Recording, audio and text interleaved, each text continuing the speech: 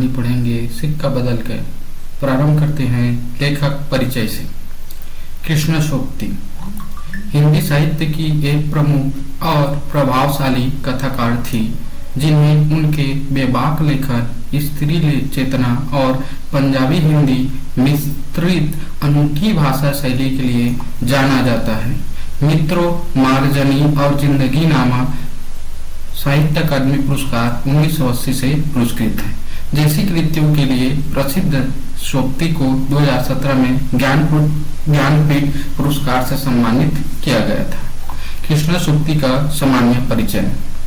जन्म और स्थान। जन्म 18 फरवरी 1925 ईस्वी, गुजरात, वर्तमान पाकिस्तान। निधन 25 जनवरी 2019, दिल्ली। लेखन शैली।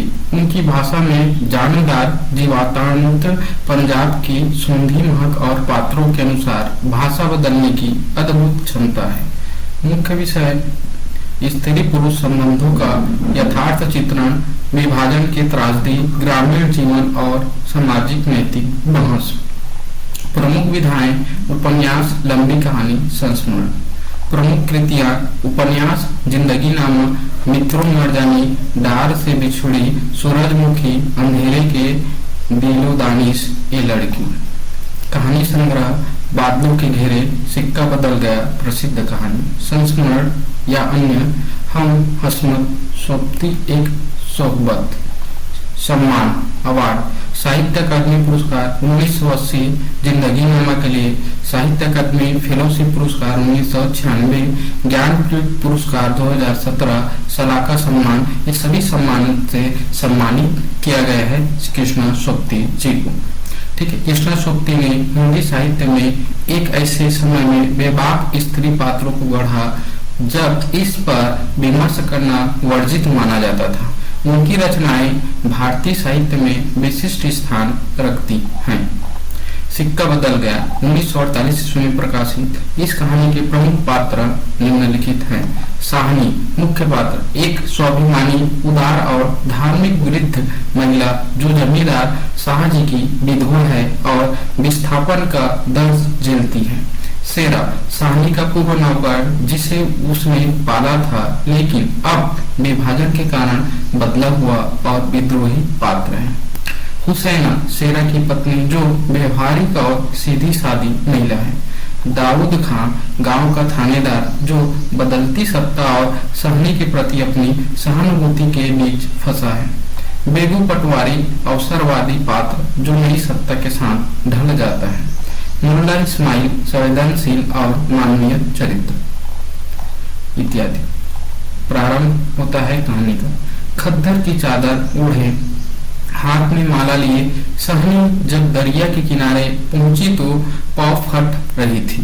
दूर दूर आसमान के पर्दे पर लालिमा फैलती जा रही थी। साहनी ने कपड़े उतार कर एक ओर रखे और श्री राम करती पानी में खोले। अंजलि भरकर सूर्य देवता को नमस्कार किया, अपनी नीली आंखों पर छींटे दिए और पानी से लिपट गई। चिनाब का पानी आज भी पहले सा ही सर्द था। लहरें लहरों को चूम रही थी। वह दूर सामने कश्मीर की पहाड़ियों से बर्फ पिघल रही थी। उछल उछल आते पानी के भंवरों से टकराकर कगारे गिर रहे थे, लेकिन दूर दूर तक बिछी रेत आज न जाने क्यों खामोश लगती थी। साहनी ने कपड़े पहने इधर उधर देखा, कहीं किसी की परछाई तक न थी, पर नीचे रेत में अगणित पांवों के निशान थे। वह कुछ सहम से उठी। आज इस प्रभात की मीठी नीरवता में न जाने क्यों कुछ भयावना सा लग रहा है।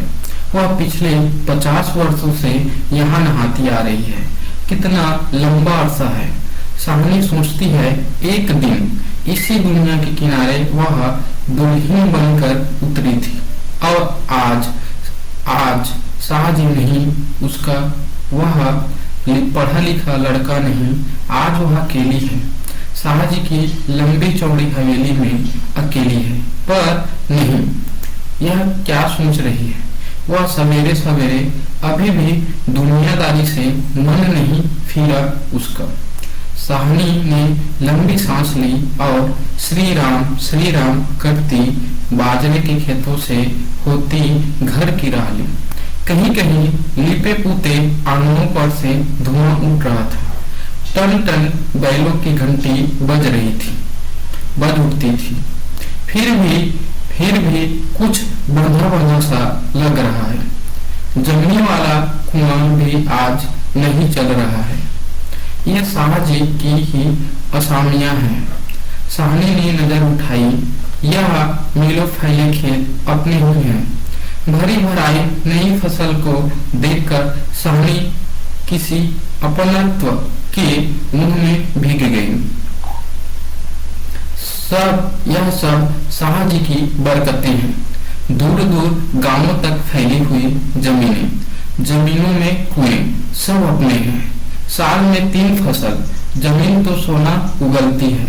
साहनी कुएं की ओर बढ़ी, आवाज दी, शेरे शेरे हुसैना। शेरा साहनी का स्वर पहचानता है।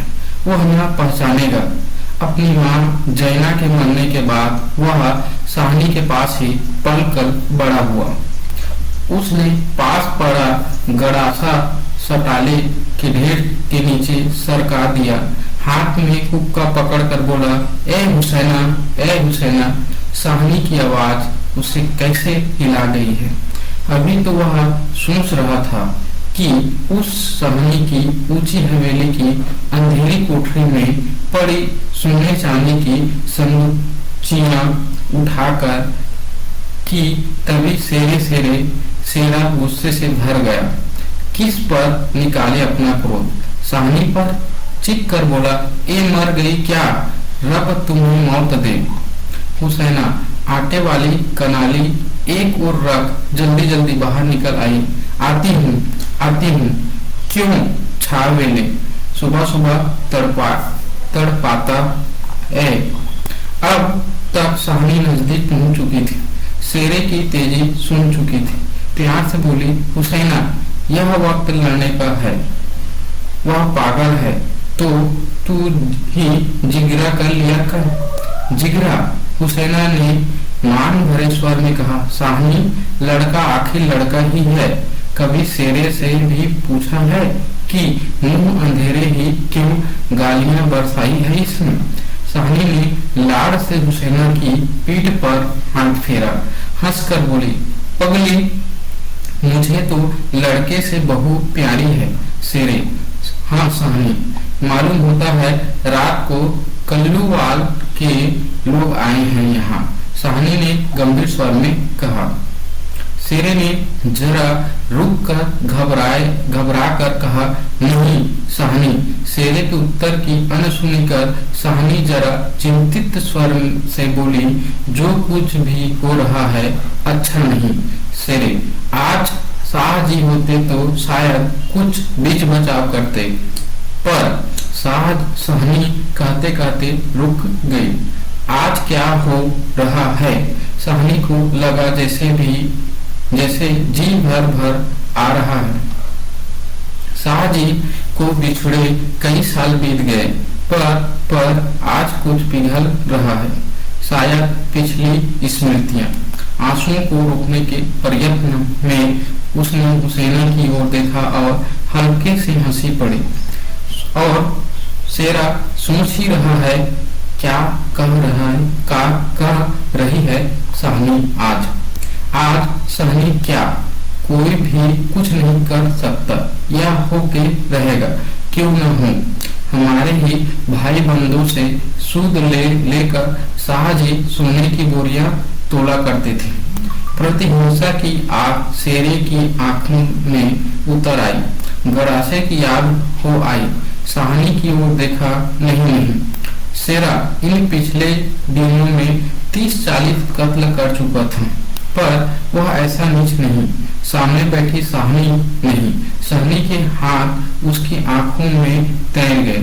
वह सर्दियों के रातें कभी कभी शाह जी की डांट खा के वह हवेली में पड़ा रहता था और फिर लालटेन की रोशनी में वह देखता है साहनी के ममता भरे हाथ दूध का कटोरा थामे हुए। शेरे शेरे उठ पी ले। शेरे ने साहनी की झुर्रियां पड़े मुंह की ओर देखा तो साहनी धीरे से मुस्कुरा रही थी। शेरा विचलित हो गया, आखिर साहनी ने क्या बिगाड़ा है हमारा। शाहजी की बात शाहजी के साथ गई, वह साहनी को जरूर बचाएगा, लेकिन कल रात वाला मशवरा वह कैसे मान गया था। फिरोज की बात, सब कुछ ठीक हो जाएगा, सामान बांट लिया जाएगा। साहनी चलो तुम्हें घर तक छोड़ आऊं। साहनी उठ खड़ी हुई, किसी गहरी सोच में चलती हुई साहनी के पीछे पीछे मजबूत कदम उठाता शेरा चल रहा है। संकित सा इधर उधर देखता जा रहा है, अपने साथियों की बातें उसके कानों में गूंज रही हैं। पर क्या होगा साहनी को मारकर। साहनी, हाँ शेरा चाहता है कि सिर पर आने वाले खतरे की बात कुछ तो साहनी को बता दे, मगर वह कैसे कहे। साहनी ने सिर ऊंचा किया, आसमान धुएं से भर गया था। शेरा जानता है यह आग है, जबलपुर में आज आग लगनी थी, लग गई। साहनी कुछ न कह सकी, उसके नाते रिश्ते सब वही हैं।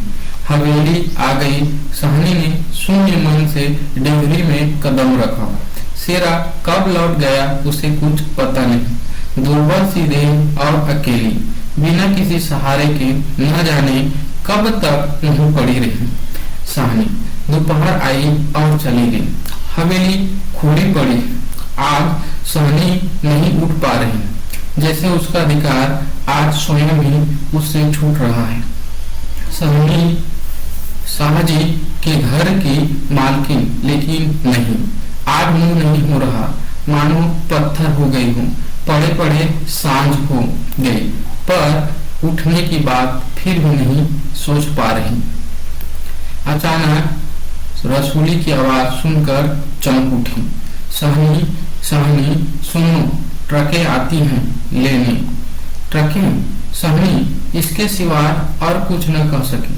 हाथों ने एक दूसरे को थाम लिया। बात की बात में खबर गांव भर में फैल गई। लाह बीबी ने अपने विकृत कंठ से कहा, साहनी आज तक कभी ऐसा न हुआ, न कभी सुना। गजब हो गया, अंधेरे पड़ गया।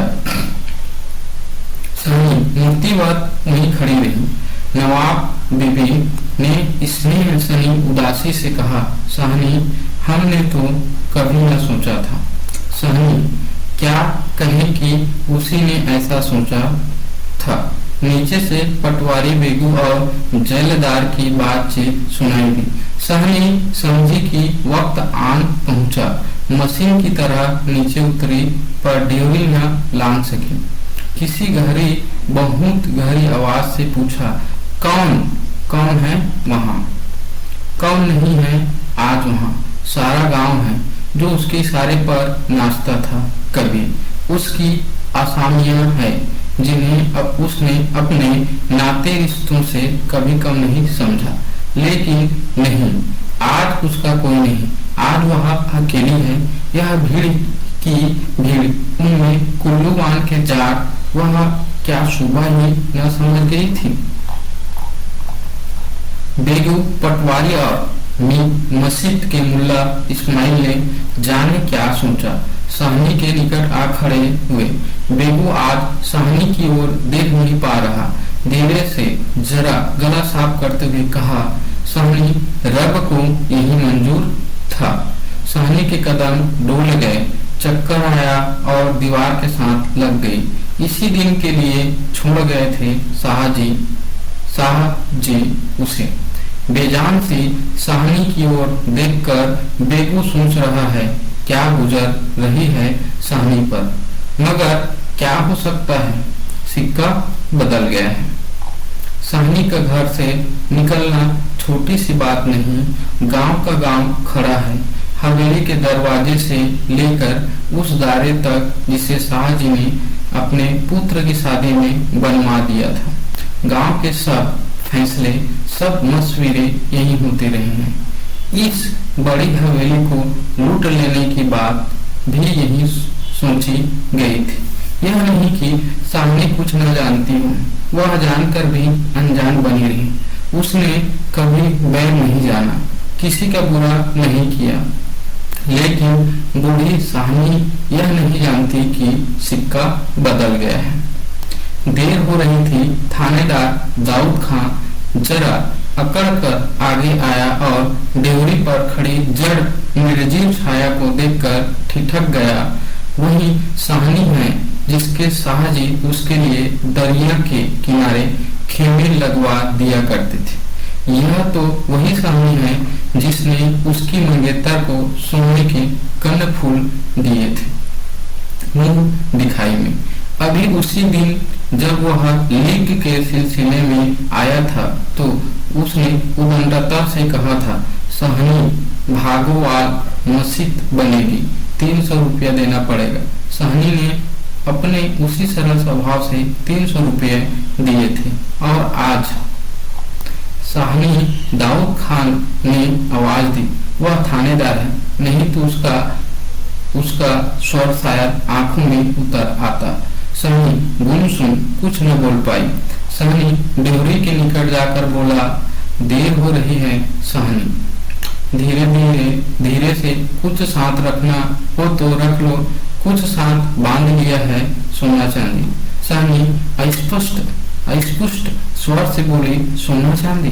जरा ठहर कर सादगी से कहा, सोना चांदी बच्चा, वह सब तुम लोगों के लिए है, मेरा सोना तो एक एक जमीन में बिछा है।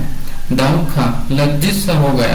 साहनी तुम अकेली हो, अपने पास कुछ होना जरूरी है, कुछ नकदी ही रख लो, वक्त का कुछ पता नहीं। वक्त? सहनी अपनी गिनी आंखों से हंस पड़े। दाऊद खां, इससे अच्छा वक्त देखने के लिए क्या मैं जिंदा रहूंगी? किसी गहरी वेदना और तिरस्कार से कह दिया सहनी ने। दाऊद खां निरुत्तर है। साहस कर बोला, सहनी कुछ नकदी जरूरी है। नहीं बच्चा, मुझे इस घर से। सहनी का गला रूंध गया। नगदी प्यारी नहीं, यहाँ की नगदी यही रहे। शेरा आन खड़ा हुआ पास।